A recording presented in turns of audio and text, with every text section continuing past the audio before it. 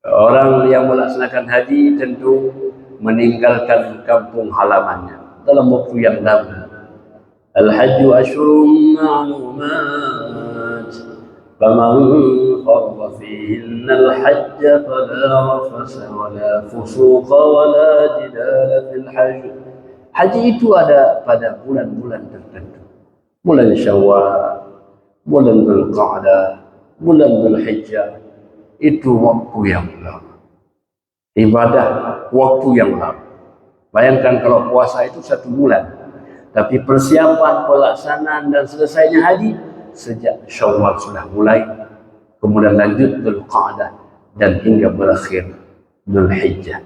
هلا هلا هلا يلا حيهم ارحبوا هلا هلا هلا يلا حيهم ارحبوا هلا هلا هلا يلا حيهم ارحبوا هلا هلا هلا. الحمد لله الذي بنعمته تتم الصالحات، الذي خلق سائر الكائنات، ثم الصلاة والسلام على سيد السادات نبينا وحبيبنا محمد صلى الله عليه وسلم.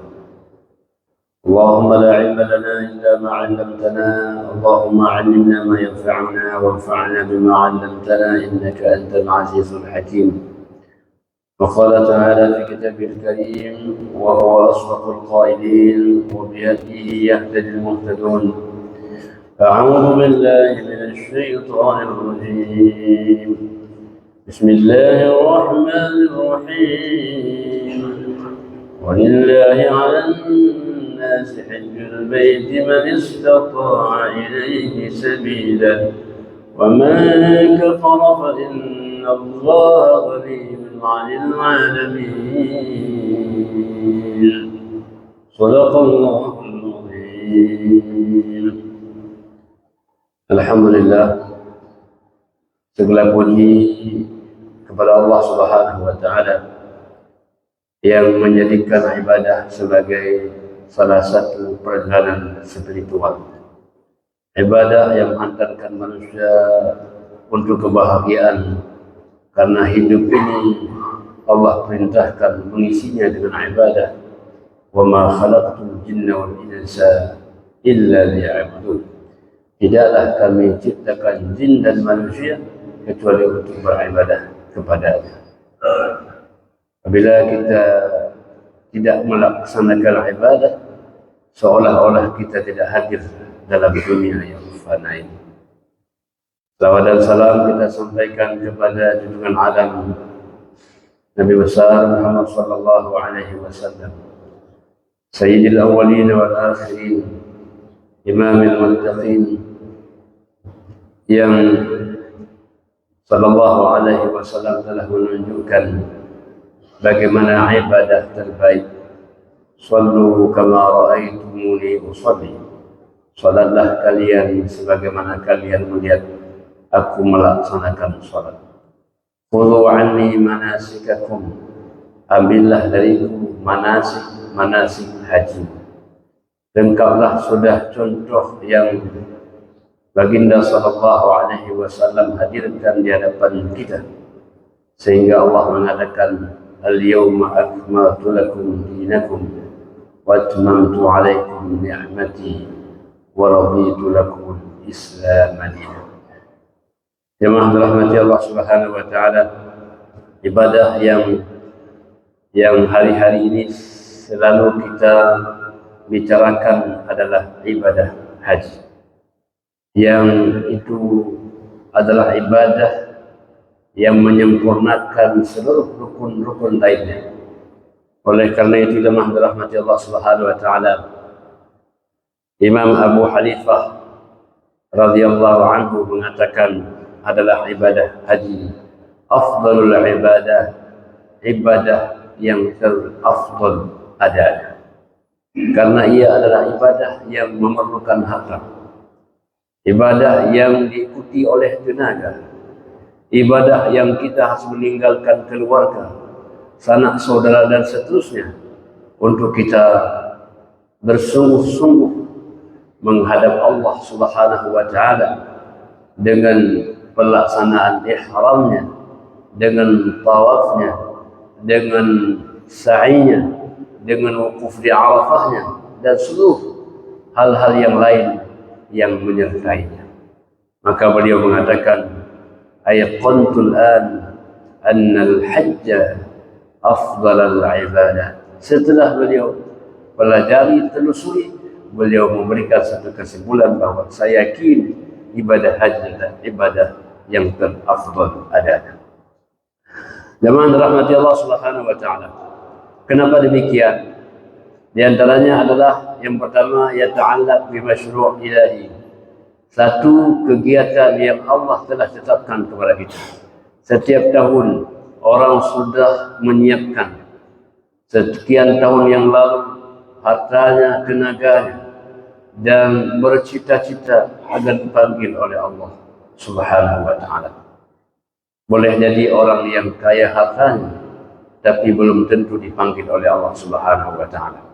Maka keistimewaan panggilan ini yang kemudian apabila kita dipanggil ke sana, kita merasa bahagia, yang Allah perintahkan kepada Nabi Ibrahim alaihissalam, wa adzin fil nasi bil hajj, berikan permakluman kepada manusia di seluruh pelosok negeri, mereka akan datang dengan berjalan kaki, dan mereka datang daripada pelosok-pelosok yang tidak pernah terbayangkan. Boleh jadi mereka tak pernah bertemu di sini, justru mereka bertemu di sana. Tanda kekuasaan Allah Subhanahu wa taala. Satu wisata spiritual yang luar biasa. Orang walaupun pernah melihat Makkah, Ka'bah, setiap kali beliau datang ada rindu kembali ke sana. Kerinduan yang tidak ada di tempat-tempat yang lain. Maka oleh karena itu, jemaah rahmati Allah Subhanahu wa taala, ini adalah satu kelebihan. Berikutnya adalah al-hajju sani'ut tarikh. Dia adalah perjalanan sejarah. Bukan hanya kita, sudah ada umat-umat dan nabi sebelumnya.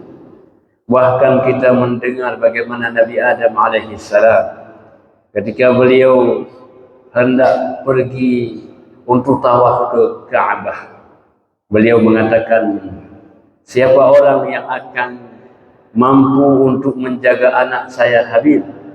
Ditawarkan kepada makhluk-makhluk yang ada, tak satu pun mau untuk menjaganya, karena ini sesuatu yang berat. Akhirnya abangnya Qabilah yang mengatakan, saya siap menjaga adik saya yang bernama Habil. Ternyata itulah dalam sejarah jemaah rahmati Allah Subhanahu wa taala, Qabil kemudian justru tidak menjaganya, bahkan sebaliknya dia membunuh adiknya itu. Jemaah rahmati Allah Subhanahu wa taala, kemudian kita baca sejarah Nabi Ibrahim alaihissalam.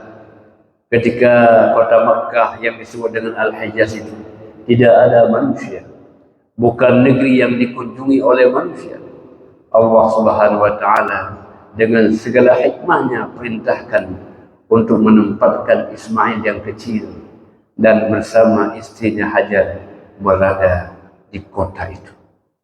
Tidak ada tumbuh-tumbuhan, tidak ada air di sana, tidak ada makanan, tidak ada minuman. Maka jemaah dirahmati Allah Subhanahu wa taala, ketika Ibrahim menempatkan istri dan anaknya yang masih kecil, lalu ia hendak meninggalkan anak dan istrinya itu, Hajar mengatakan, wahai Ibrahim, apakah begini engkau tinggalkan kami di suasana yang tidak ada makanan, tidak ada minuman? Ibrahim tidak bisa menjawab. Beliau hanya bisa meneteskan air mata. Lalu kemudian ditanya, wahai Ibrahim, apakah ini perintah Allah? Pun Ibrahim tak bisa mengeluarkan kata-kata. Ia hanya mampu mengangguk karena begitu sayang kepada anak dan istrinya. Tapi karena itu perintah Allah Subhanahu wa taala, bagi Ibrahim adalah beliau hamba yang patuh kepadanya. Innahu la'awwahun halim, orang yang bijak, orang yang lembut, orang yang sabar, yang Allah Subhanahu wa ta'ala mengakui akan keubudiyyah Ibrahim alaihissalam. Kemudian Ibrahim hendak meninggalkan mereka. Ketika jauh sudah beliau berangkat, beliau menengok kembali anak istrinya yang beliau yakin mereka itu bertawakal kepada Allah Subhanahu wa ta'ala, sambil berdoa kepada Allah Subhanahu wa ta'ala, ya Allah, aku telah tempatkan anak-anakku di lembah yang tidak ada tumbuh-tumbuhan, yang tidak ada makanan, yang tidak ada minuman. Ya Allah, bantulah mereka. Jemaah dirahmati Allah Subhanahu wa ta'ala. Dari sejarah inilah kemudian ketika Ismail alaihissalam sudah kehabisan minumannya, Ismail menangis, maka berlarilah Hajar dari Safa ke Marwah karena cinta kepada anak. Tidak ada sumber air di tengah padang pasir yang tandus, tidak pernah terbenak ada air di sana. Tetapi itulah emosional seorang anak dan kerinduan kepada anaknya, seorang perempuan. Maka itulah sebabnya jemaah rahmatillah, ibu-ibu yang di belakang itu kalau anaknya nangis di rumah itu tersentuh hatinya, seolah-olah beliau tahu kalau anak itu menangis. Begitulah dekat seorang anak akan seorang ibu. Itulah Hajar bagaimana rindunya kepada Ismail. Lari Safa Marwah, Safa bolak-balik sehingga 7 kali. Ternyata bukan karena larinya itu, beliau hanya mengambil sebab, akhlul asbab. Maka oleh karena itu jemaah rahmati Allah, itulah haji mengajarkan kepada kita untuk berikhtiar, untuk berusaha, untuk mengambil sebab, untuk menjalankan sunnatullah. Kita tidak tahu di mana rezeki kita. Ternyata justru di telapak kaki Ismail itulah terpancar yang bernama air Zam-Zam. Beliau tidak tahu. Tapi kapan beliau tahu? Ketika kita sudah berikhtiar, ketika kita sudah mencangkul tanah, ternyata bukan di situ rezeki kita, rupanya di sampingnya itu. Maka jemaah rahmatillah, begitu kencang air yang keluar di tempat yang tidak akan pernah ada air, sehingga ulama mengatakan, andai kata pada waktu itu tidak disebut dam berhenti, maka banjirlah kota Makkah itu. Begitu kencang air di tempat yang tidak mungkin ada air. Maka oleh karena itu keikhlasan kita dalam berusaha, tawakal kita kepada Allah, Allah menyediakan rezeki kepada kita dari jalan yang tidak pernah kita sangka-sangka. Wa may yattaqillaha yaj'al lahu makhraja wa yarzuqhu min haitsu la yahtasib. Barang siapa orang yang bertakwa kepada Allah, Allah jadikan semua jalan itu ada jalan keluarnya, dan Allah jadikan rezeki dari jalan yang tiada disangka-sangka. Maka jemaah rahmati Allah Subhanahu wa ta'ala, itulah kisah bagaimana ada sa'i antara Safa dan Marwah, perjalanan bolak-balik sambil berlari kecil untuk mendapatkan setetes air akan ananda yang tercinta yang bernama Ismail. Sejarah akan terasa betapa nampak tidak ini. Ketika kita lari dari Safa dan Marwah, kita akan terkenang kisah Ibrahim, kisah Ismail, dan kisah Siti Hajar akan kecintaan seorang anak. Jemaah dirahmati Allah Subhanahu wa ta'ala, tidak cukup dengan itu. Kita ketika tawaf akan mendapatkan maqam Ibrahim, ada Hajar Ismail, yang memberikan kita satu pelajaran yang lain, betapa Ibrahim seorang ayah dan Ismail seorang anak selalu bersama-sama. Karena ayah dan ibu adalah guru yang terbaik bagi seorang anak. Guru yang melihat tingkah laku ayahnya, bagaimana ibadah ayahnya, bagaimana muamalah ayahnya, dan itulah jemaah dirahmati Allah yang menjadi pelajaran yang tak terlupakan oleh seorang anak. Jemaah dirahmati Allah, saya membaca kisah Imam Al-Ghazali yang salah satu karyanya adalah Ihya Ulumuddin. Saya pikir tidak ada orang yang tidak tahu kitab ini dari barat sampai ke timur.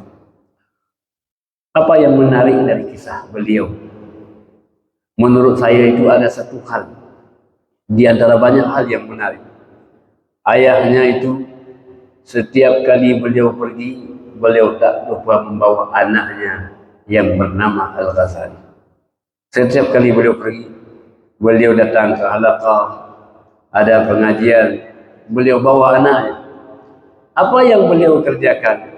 Apabila ada seseorang yang alim yang menyampaikan ilmu pengetahuan dan beliau menarik dengannya, doanya, ya Allah, jadikanlah anak saya ini seperti itu. Anak saya ini kenapa? Karena beliau bawa kemanapun beliau datang bawa anaknya. Ya Allah, jadikan anak saya ini seperti itu. Ternyata doanya diijabah oleh Allah Subhanahu wa Ta'ala. Maka ayah yang baik, ibu yang baik, itulah Ibrahim. Di mana ada Ibrahim, maka di sana ada Ismail. Yang dipelajari pada ayahnya, ucapannya, perkataannya, muamalahnya, salat isyra'nya, salat duhanya, puasanya, itu yang dipelajari pada seorang ayah dan seorang ibu, karena mereka adalah al-ummu al-madrasatul ula. Ibu itu adalah sekolah yang pertama bagi anak. Maka zaman rahmati Allah Subhanahu wa Ta'ala, maqam Ibrahim, Ibrahim yang meninggikan Ka'bah. Wa idh yarfa'u Ibrahimul qawa'ida minal baiti wa Ismail Rabbana taqabbal minna innaka antas sami'ul 'alim. Ingatlah ketika Ibrahim meninggikan Ka'bah yang disolong batu-batanya oleh Ismail, hingga selesai mereka meninggikan Ka'bah itu, mereka berdoa, ya Allah, terimalah amal ibadah kami ini. Engkau ya Allah Maha mendengar lagi Maha mengetahui. Satu pelajaran yang luar biasa. Maka oleh karena itu jemaah dirahmati Allah, kesalehan anak adalah kesalehan orang tua. Hamba Allah yang dimuliakan oleh Allah Subhanahu wa Ta'ala, maka dikatakan dalam kisah alladzi bada Ibrahim alaihi salam, yang haji itu dimulai sejak zaman Ibrahim alaihi salam, waqtamala Nabiyyuna Muhammad sallallahu alaihi wasallam, kemudian disempurnakan oleh baginda sallallahu alaihi wasallam. Jemaah rahmati Allah Subhanahu wa Ta'ala, manasik dan ibadah-ibadah haji itu menceritakan kepada kita sejarah perjalanan kehidupan nabi-nabi sebelumnya, sejak Nabi Ibrahim alaihissalam hingga baginda sallallahu alaihi wasallam. Betapa indahnya ketika kita melaksanakan rukun-rukun haji, wajib-wajib haji, kita juga menyertai pelajaran-pelajaran tentang sejarah lalu yang kemudian menyentuh kehidupan kita, bagaimana cara mendidik, bagaimana cara beribadah, bagaimana keikhlasan, dan seterusnya dan seterusnya. Jemaah dirahmati Allah Subhanahu wa Ta'ala. Poin yang lain apa? Fal haj yufariq mawtinahu. Orang yang melaksanakan haji tentu meninggalkan kampung halamannya dalam waktu yang lama. Al hajju ashhurun ma'lumat. Faman farada fihinna al hajj fala rafasa wala fusuqa wala jidala fil hajj. Haji itu ada pada bulan-bulan tertentu. Bulan Syawal, bulan Dzulqa'dah, bulan Dzulhijjah. Itu waktu yang lama. Ibadah waktu yang lama. Bayangkan kalau puasa itu 1 bulan. Tapi persiapan, pelaksanaan dan selesainya haji sejak Syawal sudah mulai. Kemudian lanjut Dzulqa'dah dan hingga berakhir Dzulhijjah. Maka jemaah dirahmati Allah Subhanahu wa Ta'ala, ibadah yang lama kali persiapan ini maka disebut dengan afdalul ibadat, ibadah yang istimewa dalam perspektif Imam Abu Hanifah. Jemaah rahmati Allah, ketika kita melaksanakan haji, muttajihan ila Hijaz, pergi berangkat menuju Hijaz, maksudnya Makkah Al-Mukarramah. Kama kana Sayyidina Ibrahim alaihi salam, sebagaimana dicontohkan oleh Nabi Ibrahim alaihi salam. Ibrahim seorang yang luar biasa, yang dikenal dengan Khalilullah, yang namanya pula Ibrahim dari kata Ibrahim, abun, rahim, yang pengasih. Maka ketika disebut Ibrahim, itu artinya adalah abun rahim, ayah yang penuh kasih sayang. Karena ayahnya seorang yang kasih sayang, turun kepada anaknya Ismail. Santunnya Ibrahim sebagaimana santunnya Ismail. Artinya kalau kita lihat Ismail, itulah Ibrahim.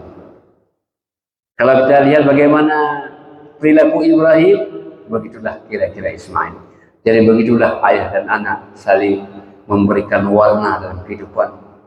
Jadi oleh karena itu jemaah rahmatullah, tak pernah terbayangkan kebaikan seorang anak kalau tak dimulai dari kebaikan orang tuanya.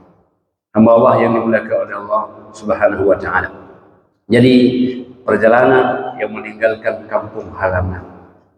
Perjalanan yang di sana kita akan titipkan keluarga kita untuk masa yang tidak sedikit. Qad kharaja al-Iraq muttajihan ila al-Hijaz. Jadi Nabi Allah Ibrahim meninggalkan kota Iraq dan menuju ke kota Mekah untuk melaksanakan ibadah haji. Kita meninggalkan negeri kita yang kita cintai, tetapi demi untuk ibadah kepada Allah Subhanahu wa taala kita berangkat. Mungkin mulai daripada pekan ini, teman-teman kita, ayah-ayah kita, ibu-ibu kita, mereka akan hadir untuk berniat bermaksud menerima panggilan Allah Subhanahu wa taala. Labbaik Allahumma labbaik, labbaik la syarika laka labbaik, innal hamda wan ni'mata laka wal mulk la syarika lak. Labbaik Allahumma labbaik, ya Allah, aku penuhi panggilan. Tidak ada satu panggilan yang istimewa melebihi panggilan Allah Subhanahu wa taala.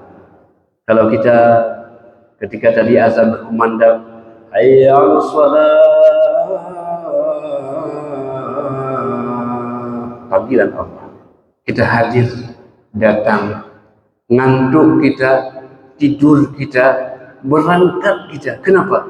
Berangkat memenuhi panggilan Allah, melaksanakan salat sunnah. Maka demikian pula orang-orang yang melaksanakan haji. Labbaik Allahumma labbaik, ya Allah, kami memenuhi panggilan-Mu.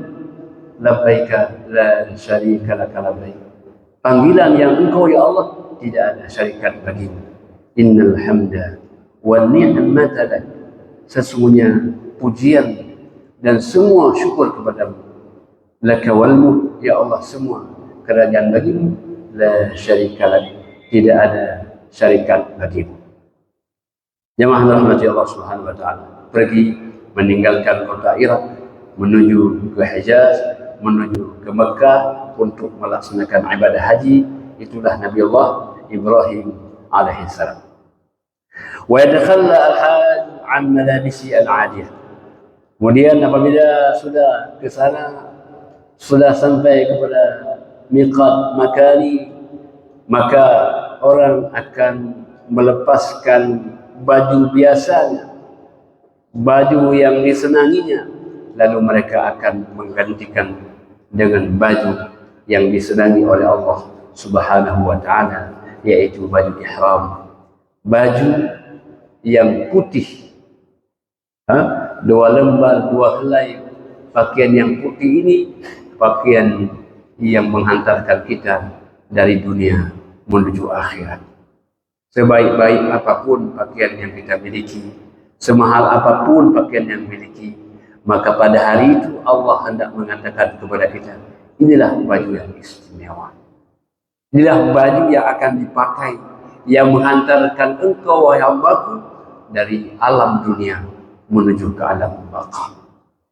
Maka itu jemaah rahmati Allah, satu pelajaran bahwa apapun yang kita miliki dalam dunia ini, kita tak akan bawa melebihi beberapa helai kain yang akan membalut tubuh kita untuk kita berangkat menuju Allah Subhanahu wa ta'ala. Tidak ada pakaian yang kita banggakan, tidak ada kekayaan yang kita banggakan. Yauma la yanfa'u malun wa la banun illa man atallaha biqalbin salim. Hari itu kita tidak akan dapat diberi manfaat oleh anak-anak kita, oleh harta benda kita, kecuali orang yang menghadap Allah dengan hati yang salim. Jadi jangan rahmati Allah, jangan lihat baju yang 2 lapis itu, tapi lihatlah hatinya. Orang-orang yang hatinya ikhlas, Allah mudahkan perjalanannya. Jadi jangan rahmati Allah Subhanahu wa ta'ala, pelajaran yang luar biasa ketika kita pakai baju ihram itu, seolah-olah Allah memberikan pesan-pesan yang penting kepada kita. Hamba Allah yang dimuliakan oleh Allah Subhanahu wa ta'ala, wa hadza al-libas al-ihram, inilah pakaian ihram. Ihram artinya awalnya halal. Ketika kita mulai meniatkan itu, maka yang awalnya halal Allah coba dan Allah katakan ini sekarang menjadi haram. Maka ketika kita pakai baju ihram itu, kemudian kita berniat, maka di sana kita tidak dibenarkan lagi memakai wangi-wangian. Di sana tak boleh lagi mencabut tumbuh-tumbuhan, banyak larangan-larangan. Yang itu adalah pelajaran. Allah hendak mencoba kita. Allah hendak mencoba kita. Kalau yang halal saja kita mampu menahannya, maka yang haram akan lebih mampu lagi untuk kita amalkan. Maka setelah pulangnya daripada haji itu, kita sudah terbiasa dengan ujian bahwa yang halal saja kita mampu menahannya, apalagi terhadap yang Allah haramkan kepada kita. Satu pelajaran yang Allah didik kita selama dalam pelaksanaan ibadah haji. Hamba Allah yang dimuliakan Allah Subhanahu wa ta'ala, mumasil al-libas al-basit, inilah menggambarkan pakaian yang sederhana. Ya, karena Ibrahim wa Ismailu yartadiyani, demikian Ibrahim seorang ayah, Ismail seorang anak, mereka telah mencontohkan bagaimana pakaian itu mereka pakai. Jadi jemaah rahmati Allah Subhanahu wa ta'ala, contoh dalam kehidupan kita. Artinya apa? Bahwa apapun pakaian yang kita miliki, sebanyak apapun harta yang kita miliki, nanti ketika kita meninggalkan alam yang fana ini, tak akan bisa menemani kita. Kecuali ada harta yang telah kita infakkan. Jemaah rahmati Allah Subhanahu wa ta'ala, itulah penting untuk memberikan pelajaran kepada kita. Wa indama yaslu al-hajj Makkah wa yatufu hawla al-Ka'bah fahuwa yuqallid at-tawaf alladhi qama bi Ibrahim wa Ismail. Ketika orang sampai ke negeri Makkah, yang Makkah itu sendiri jemaah rahmati Allah dari kata-kata Makkah.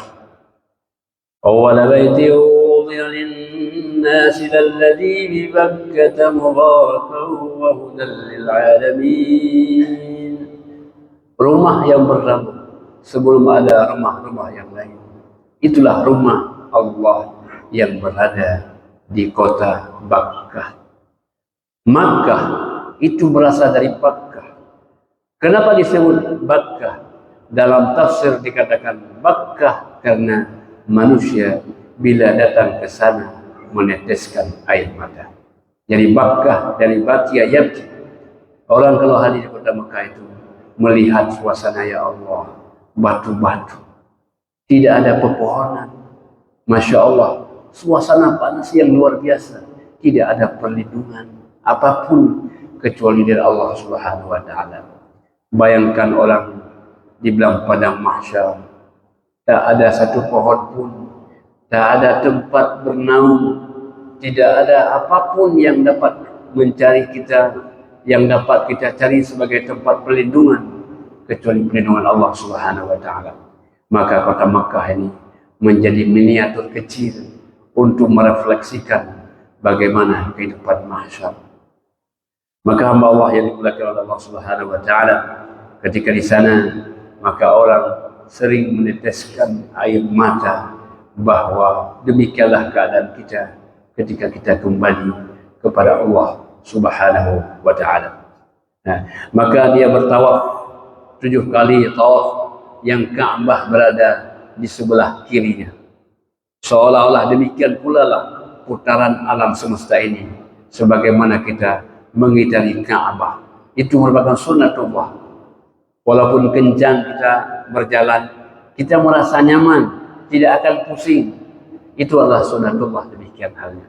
Maka hamba Allah yang memuliakan Allah Subhanahu wa taala, ada keunikan-keunikan, ada disebut dalam tafsir, begitu mulianya rumah Allah ini bila ada burung yang terbang dengan satu kelompoknya dia.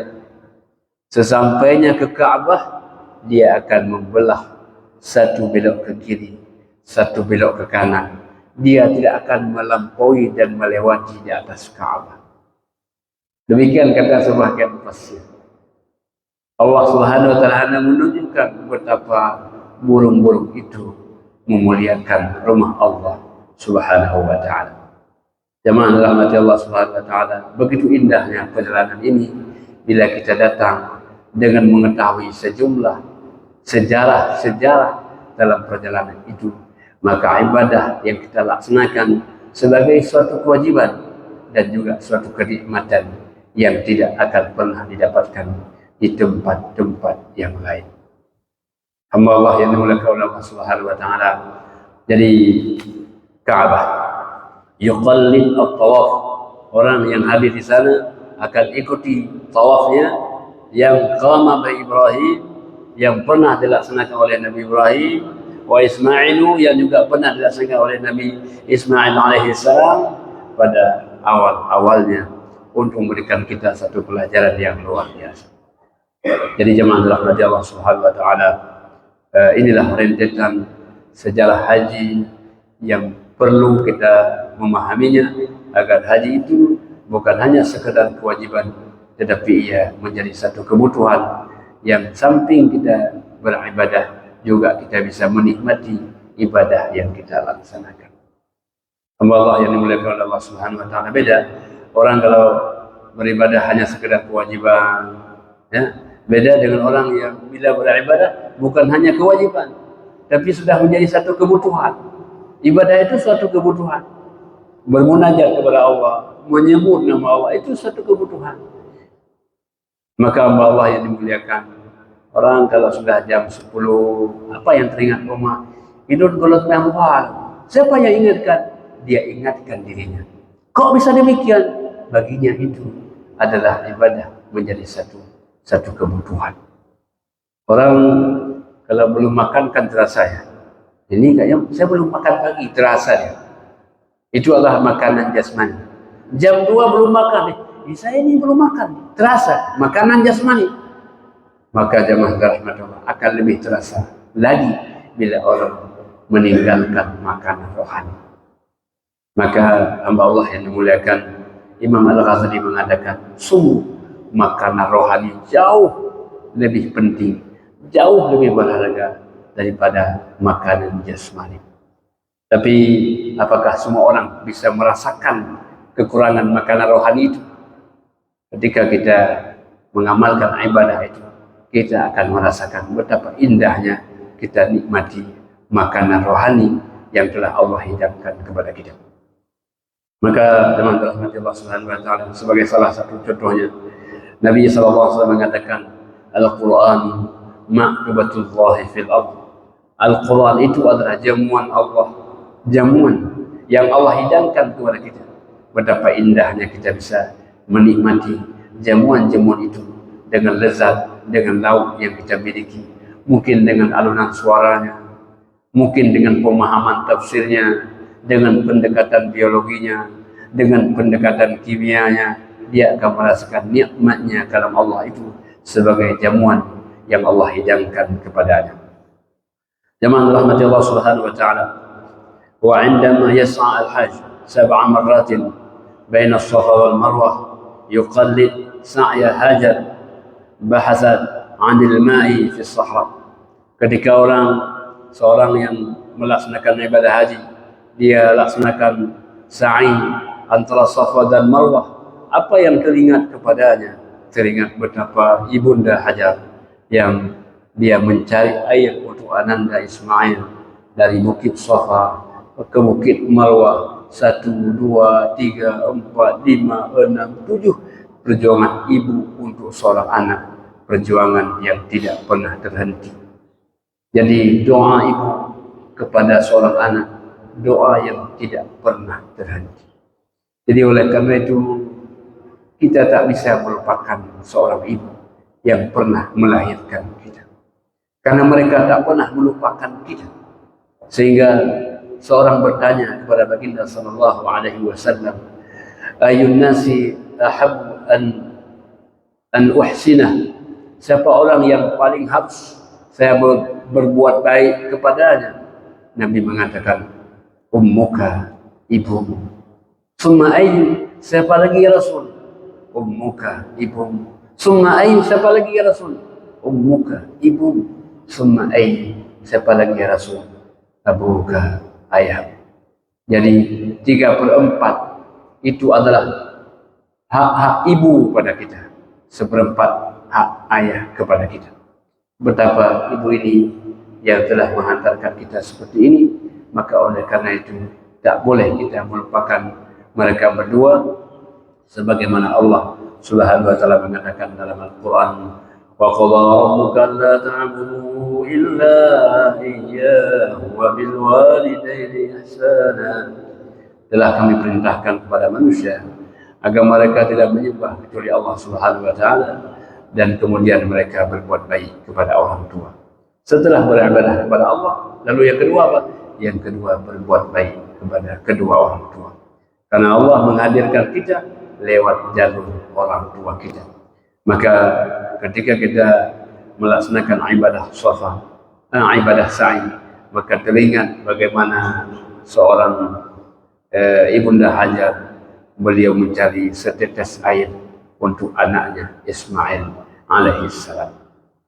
Jemaah dirahmati Allah Subhanahu wa taala, maka oleh karena itu secara umum kita akan melewati perjalanan ibadah haji ini penuh dengan nilai-nilai sejarah, penuh dengan nilai-nilai spiritual, penuh dengan nilai-nilai emosional.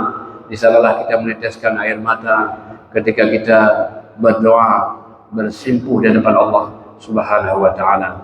Sehingga ibadah haji itu yang kita laksanakan, ya kita laksanakan rukun-rukunnya, ya kita laksanakan wajib-wajibnya, yang sunat-sunatnya, dan alangkah indahnya juga kita menyertai sejarah-sejarah haji itu, sehingga lebih menyentuh kalbu kita di setiap tempat yang kita lalui.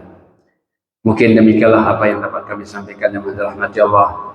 Kemudian juga sekaligus kita bermohon kepada Allah agar sahabat-sahabat kita yang akan melaksanakan haji itu, Allah berikan kemudahan. Allahumma ja'al hajjahum hajjan mabrura wa sa'yan mashkura wa tijaratan lan tabura. Demikian yang dapat kami sampaikan. Hadanallahu wa iyyakum ajma'in. Wassalamualaikum warahmatullahi wabarakatuh.